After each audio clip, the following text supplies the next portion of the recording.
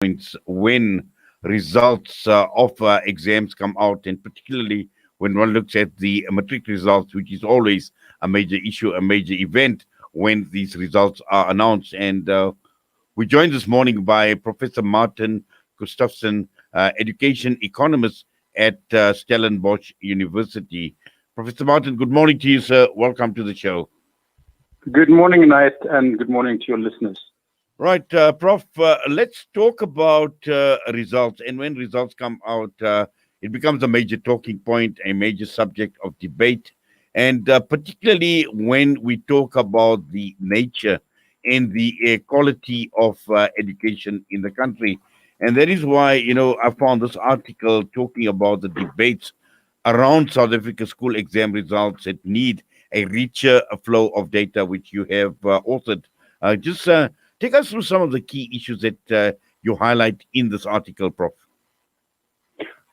Okay, grade 12, the matric exams are very much, the center of our focus currently when it comes to schooling, and it's understandable. I mean, the matric is important for young people, but I think sometimes we lose sight of certain things, such as, we want more youths to get the matric, and often if you don't get a matric, it's considered a kind of sign of failure. And half of youths don't get the matric, and I don't think we should be calling half of our South Africa's youths a failure.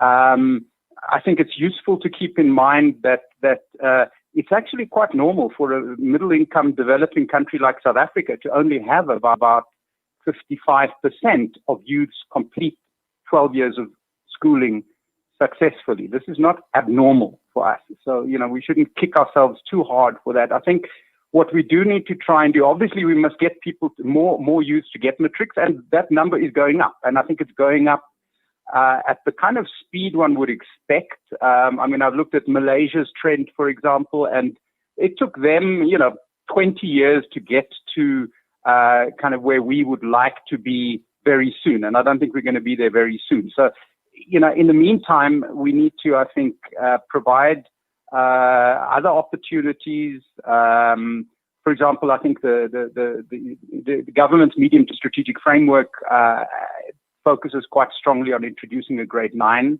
certificate, and I think this is important. It's a bit controversial because some people think that this is going to get people to leave school earlier. I don't think it will. I think people will still be focused on the matric, but for those who don't get the matric, it's a fallback. If you want to go to a TVET college, if you want to apply for a job, it's at least some kind of documentary evidence of where your strengths and weaknesses are. And it will also help young people to choose the correct subjects in grades 10, 11, 12. There are just way too many youths who are choosing, say, mathematics when their skills by the time they reach grade 9 are just not strong enough. And they just, in a way, are kind of shooting themselves in the foot by taking such a difficult subject.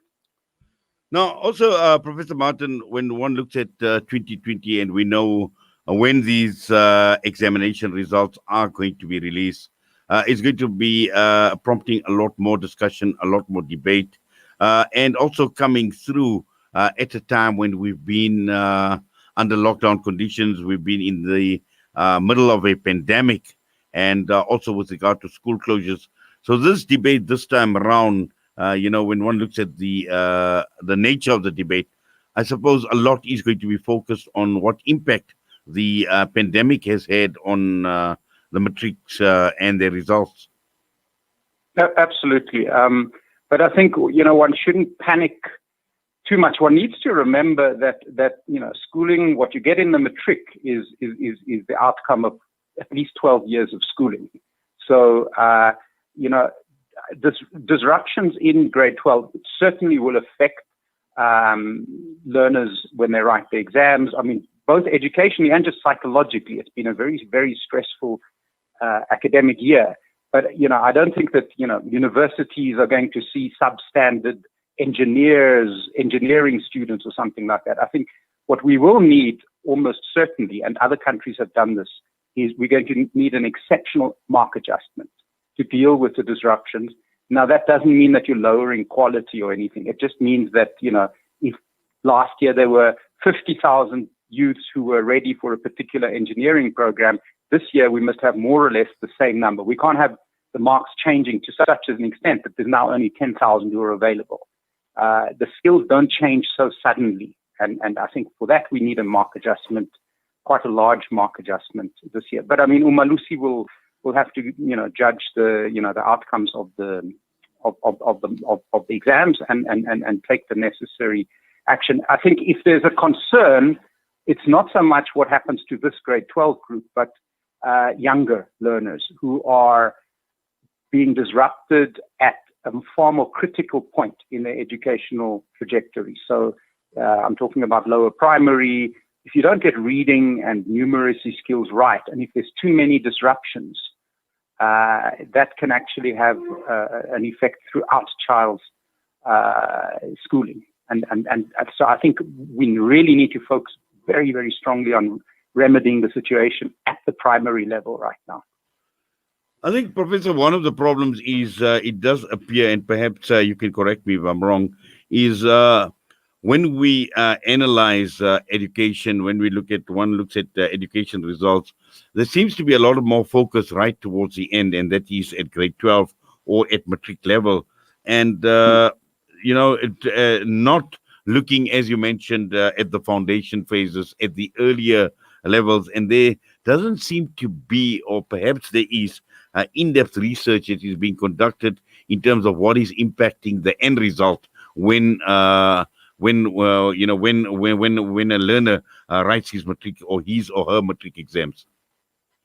Yeah, I agree. There's not enough focus on the primary level, but there are important improvements that I think have happened in the last few years. I think the Department of Basic Education has done a lot of good work on developing new support strategies for reading. This has been through a very, very rigorous process. It's been implemented in an increasing number of schools. That's very, very good. I think the medium-term strategic framework focus on kind of better accountability systems at the primary level is important, because teachers need to know how to teach reading better, but then there also needs to be some level of accountability. I mean, the president a couple of years ago said every 10-year-old must be able to read. Now, if there are schools where a large number of children are not reading, and we know that that's a reality currently, they cannot read properly, the school principal needs to be accountable. But for that to happen, one needs to have good systems, because otherwise the system is just going to be unfair. I mean, if you're going to provide support to schools that are struggling or take action against, say, a school principal, it must be on the basis of very good information about what is actually happening to reading in that school. Exactly. And I think this is where you make the point in your article in terms of the quality of data that is available.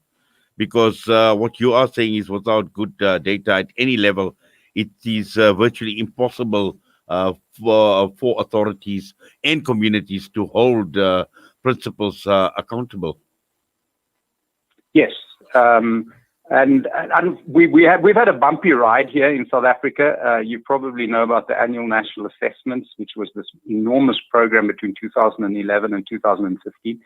It tested a lot of children, lots of data. But firstly, I think that it was too much too soon. So the quality of the data was clearly problematic. But what was also problematic was just the policy. Like, what do you do with this data? Who's going to be held accountable and how? I mean, these are very, very sensitive issues. If you're going to, make judgments, you need to be absolutely sure that nobody is kind of manipulating the data, that the marking, the testing, and everything is fair. And I think that we just bit off more than we could chew with the ANAs, and they were very problematic. The unions basically shot it down in the end. I think we need something far less kind of extensive, but more targeted on just one grade at the primary level. You don't even need to test every child in each school. As long as you take a sample, you can get a sufficient sense of where the reading hotspots, or where the bad reading hotspots are in which schools. Well, Professor, I must say thank you very much for that, and for your time with us this morning. We wish you all the best. Please take care. Thank you, Anat. Thank you for having me. Professor Martin Gustafsson, education economist at Stellenbosch University, with us this morning. And an important discussion, an important debate when one analyzes South Africa, where we are in terms of our education system, and what sort of information, what sort of data do we have at our disposal to be able to analyze the data, to scrutinize it properly, so that more importantly, it is about corrective action and putting corrective action in place, and not right at the end when all eyes are on the matric results. It's an entire system, it's an entire education system from the time the child enters the foundation phase right until the child gets to matric. Well, with that, we are heading straight on to 9 a.m. and we're heading for the news. We'll be back a lot more to talk about this morning.